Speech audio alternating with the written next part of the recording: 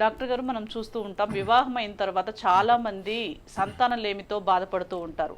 Infertility అంటారు. ఇన్ఫెర్టిలిటీకి సంబంధించి main reasons ఏంటి, అదేవిధంగా పీసీఓఎస్ అంటే ఏంటి, వాటి లక్షణాలు ఎలా ఉంటాయో పూర్తిగా వివరించండి. మంచి ప్రశ్న అమ్మ. అసలు ఇన్ఫర్టిలిటీ అని ఎప్పుడు అంటారు అంటే, ఒక సంవత్సర కాలం ప్రయత్నం చేసిన తర్వాత దంపతులకు సంతానం కలగలేదు, ప్రెగ్నెన్సీ రాలేదనుకోండి, దాన్ని ఇన్ఫర్టిలిటీ అంటాం. 100లో 15% మందికి అలా జరుగుతుంది. వాళ్ళలో ఎవరి కారణం, స్త్రీలా పురుషులా అంటే జనరల్గా స్త్రీలను ఎక్కువ నిందించడం పరిపాటి అయిపోయింది. కానీ సగభాగం అంటే 15%లో ఓ 7.5% పురుషులే కారణం, ఇంకో 7.4% స్త్రీలు కారణం. అందుకని ఇద్దరిలో టెస్ట్ చేయాలని చెప్తాం. ముఖ్యంగా పురుషుల్లో మొదట చేయమని చెప్తాం, ఎందుకంటే సింపుల్ టెస్ట్లు ఉంటాయి. సింపుల్ సెమెన్ అనాలిసిస్ చూస్తే నార్మల్గా ఉందనుకోండి, ఇక ఫర్దర్ టెస్ట్లు అక్కర్లేదు. కానీ స్త్రీల్లో అలా కాదు, అనేక దశల్లో అనేక స్టెప్స్లో ఒక మెన్స్ట్రువల్ సైకిల్లో చెక్ చేయాల్సి ఉంటుంది. పీసీఓడి లేక పీసీఓఎస్ అంటే ఏంటి చూద్దాం. ఈ విజువల్ చూడండి. దీంట్లో అండాశయం చూపిస్తున్నాను.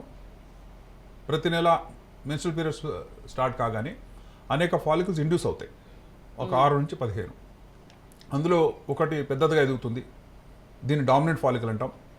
అది 2 మిల్లీమీటర్ నుంచి స్టార్ట్ చేస్తే 22 మిల్లీమీటర్ల వరకు పెరగడం, 24 మిల్లీమీటర్ రావడం. లోపల ఫాలికల్ ఫ్లూయిడ్ అని ఉంటుంది, బ్లూ కలర్లో ఉంది. ఆ ఫ్లూయిడ్ పెరిగి ఆ ప్రెషర్ వల్ల పగులుతుంది. ఈ క్రమంలో లోపల గ్రాఫియన్ ఫాలికల్ అంటాం, అది అండం పెంచుతూ ఉంటుంది.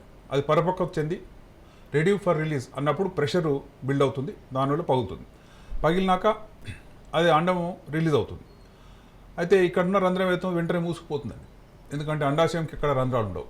ప్రతి నెల ఒక వేరువేరు చోట్లలో రంధ్రం పడి అండం విడుదల జరుగుతూ ఉంటుంది. ఇది నార్మల్ సైకిల్. ఈ అండం విడుదల చేసినటువంటి ఈ ఫాలికల్ తర్వాత దాన్ని కార్పస్ లూటియం అంటాం. అది పసుపు కలర్లో ఉండి విడుదలైన అండం కనుక ప్రెగ్నెన్సీ అవుతాయి, ఫలితం చెందితే దానికి సపోర్ట్ చేసేటువంటి ప్రొజెస్ట్రాన్ హార్మోన్ని రిలీజ్ చేస్తుంది.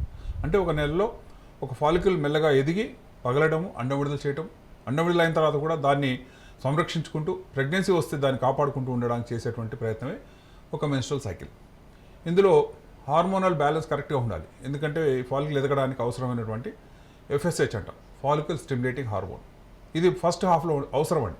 ఫాలికల్ ఎదగడానికి అవసరమైంది, అది బ్రెయిన్ నుంచి రిలీజ్ అవుతుంది, పిట్యూటరీ హార్మోన్ అది.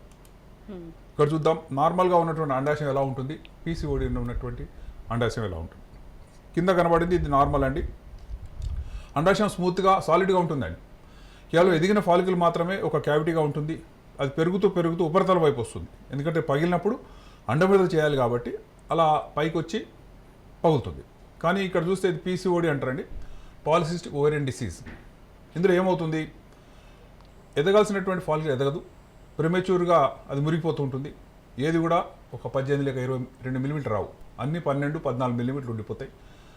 ఆ తర్వాత అది పనికి రాకుండా ల్యూటినైజేషన్ అంటారు, అంటే అండం విడుదల చేయకుండానే అవి ముసలిగా అయిపోతాయి, తర్వాత ఆలిపడిపోతుంటాయి.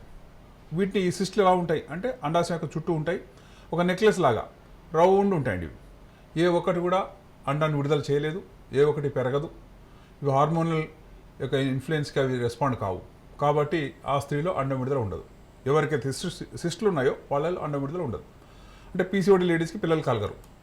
ఎందుకు కలగరు అంటే అండం విడుదల లేని స్త్రీకి ప్రెగ్నెన్సీ రాదండి. ఇక్కడ చూడండి, ఇది నార్మల్ ఓవరీ. అండాశయం అండం విడుదల చేసినప్పుడు ట్యూబ్ ఒకటి పైన గొడుగులాగా వచ్చి ఆ అండం బయట పడిపోకుండా జారిపోకుండా అలా సక్ చేసుకుంటుంది లోపలికి, ఈ ఫాలోపియన్ ట్యూబ్లోకి వెళ్ళిపోతుందండి. కానీ ఇక్కడ గమనించి చూస్తే అన్ని సిస్టులే, ఏది అండం విడుదల చేయలేదు. స్త్రీకి నెలసరి అనేది రాలేదు, 2 నెలలకు 3 నెలలకు ఒకసారి వస్తుంది, వచ్చినా చాలా తక్కువగా వస్తుంది. ఆమె కూడా డేట్స్ చెప్పలేకపోతుంది. బరువు పెరుగుతూ ఉంటారండి. లేడీస్ జనరల్గా చాలా కాన్షియస్ ఉంటారు, వెయిట్ ఎంత ఉంది, వారి యొక్క సైజ్ ఎలా ఉంది, లుక్ ఎలా ఉంది, ఇవన్నీ చాలా ఇంపార్టెంట్.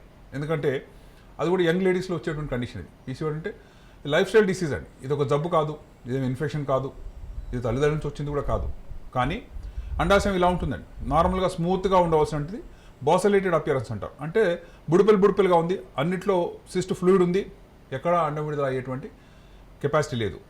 ఇలాంటి సిస్టులు ఉంటే 80% అండం విడుదల కాదండి.